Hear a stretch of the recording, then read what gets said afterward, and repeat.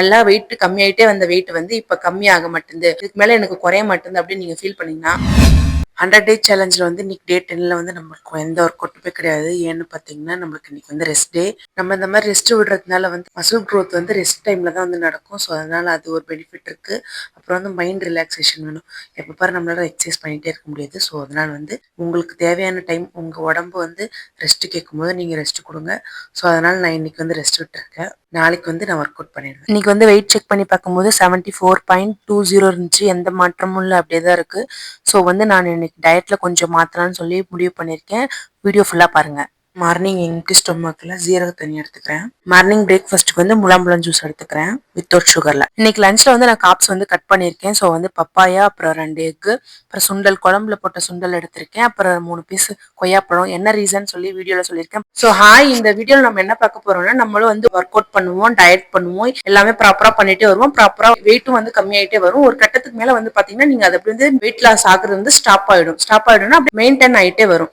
அதுக்கான ரீசன் அப்புறம் வந்து அதுக்கான சொல்யூஷன் தான் நான் இப்ப இந்த வீடியோல சொல்ல போறேன். ஸ்கிப் பண்ணாம பாருங்க. ஃபர்ஸ்ட் ஒன் பாத்தீங்கன்னா மெட்டபாலிசம் ரேஞ்ச் வந்து வெயிட் லாஸ் ஆரம்பிக்கும். மெட்டபாலிசம் வந்து ஹை ஆகி நம்மளுக்கு நல்லா வந்து ரெடியூஸ் ஆயிட்டே வரும் வெயிட். சோ அதுக்கப்புறம் வந்து என்ன ஆகும் பாத்தீங்கன்னா அது அப்படியே வந்து ஒரு ஒரு கட்டத்துக்கு மேல வந்து ரெடியூஸ் ஆகாம மேலையும் போகாது கீழேயும் போகாது, அப்படியே மெயின்டைன் ஆயிட்டே வரும் நம்மளுக்கு வெயிட். சோ வந்து அந்த கட்டத்துல நம்ம என்ன பண்ணணும்னு பாத்தீங்கன்னா நம்ம வந்து மெட்டபாலிசம் ரேஞ்சை பூஸ்ட் பண்ற மாதிரி ஒண்ணு நம்மளோட ஒர்க் அவுட்டை மாத்தணும், இன்னொன்னு வந்து நம்மளோட டயட் பிளான வந்து மாத்தணும். ஃபர்ஸ்ட் ஸ்டார்டிங்ல பண்ணிட்டு இருந்த ஒர்க் அவுட்டே வந்து திரும்ப பண்ணிட்டே இருந்தீங்கன்னா ஒரு கட்டத்துக்கு மேல இந்த மாதிரி தான் ஆயிடும். மெட்டபாலிசம் ரேஞ்ச் வந்து பூஸ்ட் ஆகாம அப்படியே மெயின்டைன் ஆயிட்டே வரும். உங்களுக்கு வெயிட்டும் வந்து கூடாது, வெயிட்டும் வந்து குறையாது, அப்படியே மெயின்டைன் ஆயிட்டே வரும். ஏன்னா இதுக்கப்புறம் இருக்கிறது ஃபுல்லாமே வந்து ஃபேட் கண்டென்ட்டா இருக்கும். நம்மளுக்கு வாட்டர் கண்டென்ட் வந்து ஈஸியா வந்து கம்மியாயிடும். ஃபேட் கண்டென்ட் வந்து கம்மியாகிறது கொஞ்சம் நாள் ஆகும். கன்சிஸ்டன்சி அதை நம்ம பண்ணிட்டே இருக்கும்போது நம்மளுக்கு வந்து கம்மியாகும். மெட்டபாலிசம் ரேஞ்சை பூஸ்ட் பண்றதுக்கு ஒண்ணு நம்ம வந்து ஒர்க் அவுட்டை வந்து சேஞ்ச் பண்ணணும். இன்னும் கொஞ்சம் ஹெவியா ஒர்க் அவுட் பண்ணணும். ஹெவியானா ஒரு 30 மினிட்ஸ் பண்றது ஒரு 35 மினிட்ஸ் ஆக்குங்க, 40 மினிட்ஸ் ஆக்குங்க, அந்த மாதிரி பண்றது. அதுக்கப்புறம் வந்து உங்களோட டயட்ல வந்து நீங்க வந்து சேஞ்ச் கொண்டு வரணும். டயட்டை வந்து ஃபாலோ பண்ணிட்டே இருந்தோம்னா நம்மளுக்கு வந்து வெயிட் வந்து அப்படியே மெயின்டைன் ஆயிட்டே தான் வருமே தவிர நம்மளுக்கு வந்து கம்மியாகாது. சோ உங்களுக்கு ஒரு ஒரு கட்டத்துக்கு மேல கம்மியாயிருச்சு, வெயிட் கம்மியாயிருச்சு, எனக்கு இதுக்கு மேல எனக்கு குறைய மாட்டேங்குது அப்படின்னு நீங்க ஃபீல் பண்ணீங்கன்னா உங்க டயட்டை வந்து மாத்தி பாருங்க.